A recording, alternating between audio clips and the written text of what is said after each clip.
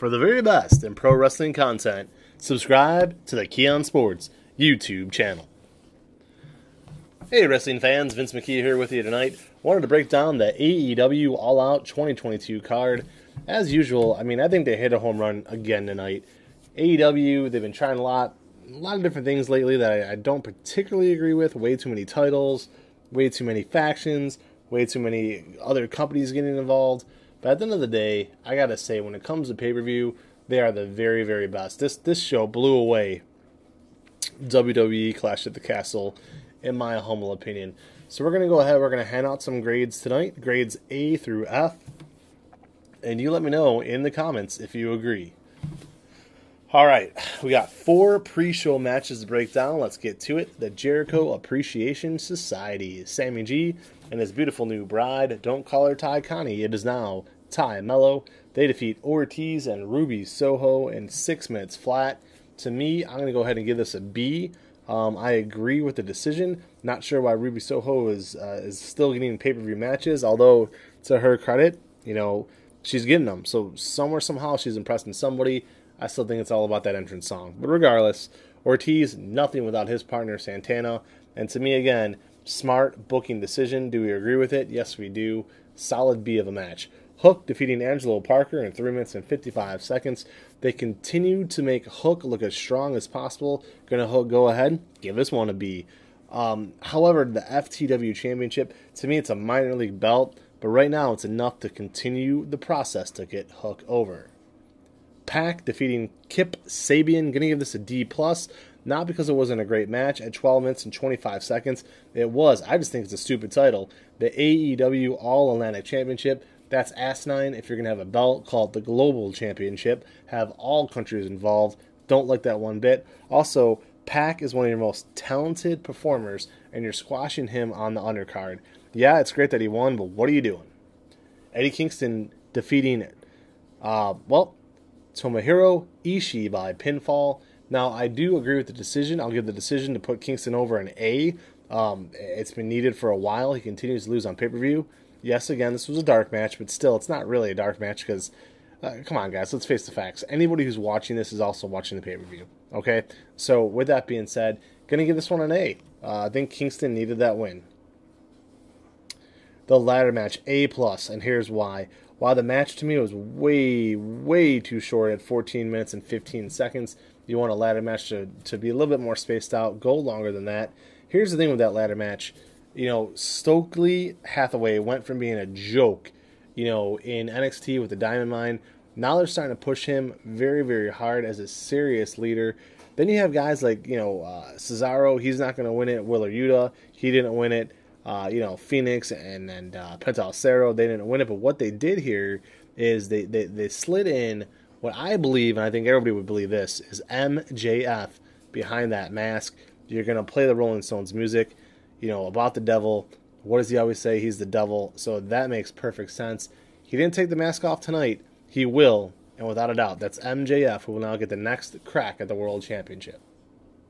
The Elite winning the Trios Championship. Going to go ahead, give that an A. You're going to see a lot of A's tonight. It was a good card, good matches. And Kenny Omega coming back tells a phenomenal story, pairing him up with the Young Bucks. There it is again, that rivalry that just won't go away. Defeating Hangman Adam Page in the Dark Order. So much drama there. Fun to see it. Where will they go next? I don't know. Don't really care for the belts. Kind of think it's dumb. But still cool to see more gold on Omega. He's the first 3-time champion in AEW history. Jade Cargill, there, defeating Athena. You guys know her as Ember Moon. Ember Moon really did nothing in the WWE. Had a good run there in NXT. Couldn't make anything out of it. Once she got called up to the main roster, Jade Cargill, my goodness, 0 for 2 on that name tonight. Regardless, Jade dominated her. Knew that was going to happen. Cool moment showing her little girl in the crowd cheering her on as well. Going to give that a solid C+. Wardlow and FTR defeating Jay Lethal and the Motor City Machine Guns. Going to go ahead and give that a C. I like Wheeler and Harwood, but the best way you can do, why not just have them be your tag team champions then, if that's what you're going to do, right? Strange in a lot of ways. The reason why this, to me, didn't get a failing grade is Wardlow. Wardlow was amazing. He's going to go ahead and hand out those power bombs every time he can. They are billing him, pushing him to the moon, and it's well-deserved. Huge Wardlow fan, and have been since day one. Speaking of big guys getting a push, Powerhouse Hobbs running through Ricky Starks in 505, going to give that a solid B. Ricky Starks might be the better performer, but Powerhouse Hobbs is a guy that they're finally trying to do something with, a legitimate singles run, and that's the way to start it. Starks, is his neck really hurt? It might be. We'll see where it goes. Hopefully it's not.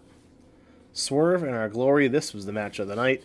Unbelievable. Keith Lee and Swerve Strickland have now made me fans of them. I've always been kind of borderline with Keith Lee, but tonight they showed it. Phenomenal win over the Acclaimed, 22 minutes and 30 seconds to retain their AEW World Tag Team Championships. And I'll say it again, this was something where, the announce team, they were pushing the fact, hardcore, that Keith Lee and Swerve Strickland came from a different promotion and are now seceding, and it's their gain and WWE's loss.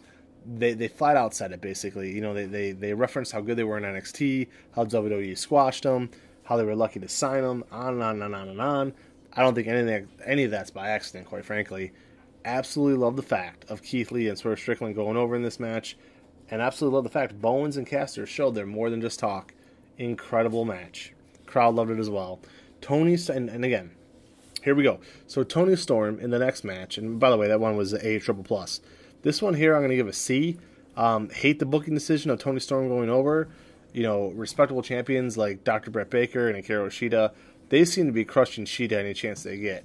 Now, that being said, Tony Storm, the first ex-WWE woman to do anything in AEW besides, Ruby Soho had a couple cups of coffee, but she can't get it done. Tony Storm comes in, wins the belt, the interim championship, and now I have to wonder here, Ruby Soho, the performer, what's going through her mind?